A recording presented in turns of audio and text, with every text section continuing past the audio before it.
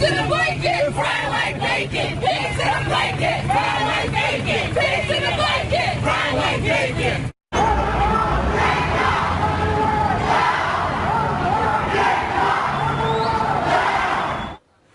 Now, those chants have become common refrains across the country in the wake of police-involved shootings. Well, a new study shows that they may have a chilling effect on the new police recruiting classes. The Police Executive Research Forum found that applications have fallen at 2/3 of the departments across the country, adding this alarming realization. Although the U.S. population has risen from 267 million in 1997 to 323 million in 2016, the number of full-time sworn officers per 1,000 U.S. residents has dropped from 2.42 in 1997 to 2.17 per 1,000 residents in 2016. Joining me now is Heather MacDonald, the Thomas W. Smith Fellow at the Manhattan Institute and author of the book, The War on Cops, along with Fox News political commentator and co-host of The Five, Juan Williams. All right, Heather, you have written extensively about the issue of the police and their relationship to local communities across the country. We can remind everybody about Trayvon Martin, what happened to Michael Brown, what happened, of course, in Baltimore to Freddie Gray. We had several police officers in Baltimore who were accused of the most horrific things, obviously facilitating the death of Freddie Gray, and also with Darren Wilson in St. Louis, Ferguson. They were all exonerated. Whatever happens to those police? What happens to the ones who are exonerated? Well, they go on to face further disciplinary charges from their departments. But those are aberrations. Those do not represent the norm of policing in this country. In fact, most officers are out there trying to do their job. But what's happened because of these protests and the narrative is that officers are backing off of policing. A cop in Chicago told me he's never experienced so much hatred in his 19 years on the job.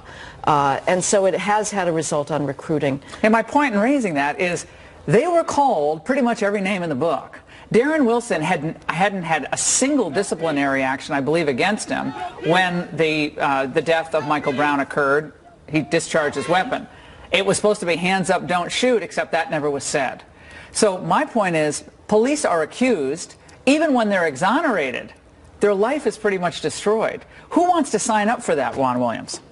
Well, I think it's a tough job. I think Heather has documented that very well in her books. But I think the big change to my mind is cell phone cameras and body cameras on police. And I think that has effectively said no longer can you rely on what used to be called the thin blue line or the blue wall of silence to somehow protect you when this happens. We just had a case in Birmingham, Alabama, outside Birmingham and Hoover, where a black man is trying to help people get out of a troubled situation at the mall after a fight, and he gets shot. And initially, the police story is, oh, he was involved in the incident. Then the police say, no, that wasn't true. And then they go silent. No one knows what happened. Why was this man shot? And similarly, we've had other cases like this. I mean, obviously, I think a lot of people remember Philando Castile in Minnesota, where he's in a car, he says to the police officer, you know, I am legally allowed to carry a registered gun, and he still gets shot in his car in front of his girlfriend and his kid. Those are horrific examples. Right. And if there is racism in an individual that compels him or her to shoot another individual just willy-nilly because of the color of skin, a person should be prosecuted to the fullest extent of the law, never be seen again. Well, it's not only race. I think there are other issues here, Laura, but specifically I would point to mental illness. I think a lot of people who get shot by cops have mental issues, and if you have mental issues and minority in a bad neighborhood, police, of course, are nervous. They're concerned about their own safety. Here's the problem. Now, 2014, 2015, Heather, you know this study came out in August. Rutgers University looked at that, basically that year of police-involved shootings. Black cops were just as likely to shoot a black individual as white police officers. There was virtually no difference in the study done by the two Rutgers professors. Other examples, of course, the Journal of Trauma and Acute Care Surgery, 1.04 million of calls for service, police service. Only 0.086% of those cases involved the discharge of a firearm. Well, the Obama Justice Department found that in Philadelphia, black officers were far more likely to shoot blacks who were not armed than white officers were out of what is called threat misperception. There is simply not a systemic problem of policing in this country. What we need to start talking about, Laura, is the reason that officers are in minority neighborhoods in greater numbers, because that's where people are being victimized at much higher rates. The black crime problem will only be solved when the family comes back together again, but until that happens, policing saves lives.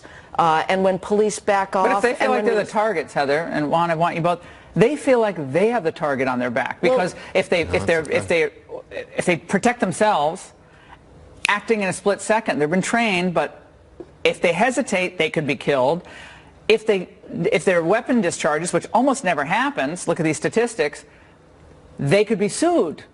And they could, even with immunity, piercing immunity, they can be sued, their lives are destroyed. So is it a wonder that we have these horrific recruitment statistics? No, of course not, and the discourse has to change, and it is changing. I mean, at least we do not have an echo chamber for the Black Lives Matter movement in the White House now, and so I hope that eventually cops will go back to proactive policing. Boy, I wish we did. The narrative is very, very destructive. Again, if the media focused on every time a police officer shoots a white person, the public would think we have an epidemic of shootings of white people. It's this perception that we have an epidemic of black shootings is simply a media creation. Well, then I would defer to you, Heather. I would say that if you're shooting white people, black people, Asian people, Latino, I don't like it.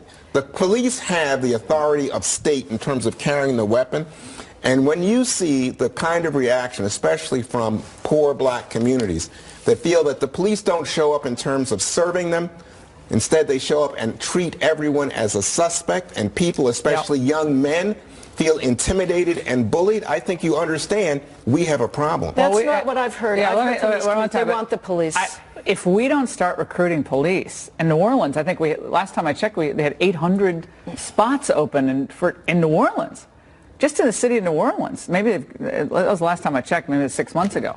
That's a real problem, and people aren't going to be able to be safe and protect in their community. So when you dial 911, you want to be able to get a police officer to show up. But you don't want to be shot. I mean, this year, this year, you have 937 people shot and killed by police in this country. And people are like, whoa, what is going on? No, we got a lot of dangerous people in the country, too. There's 10 deadly weapons assaults on officers in this country, and just 2/3 of the police jurisdictions for every one officer involved fatal shooting. All right, guys, we're going to keep on this issue in the new year.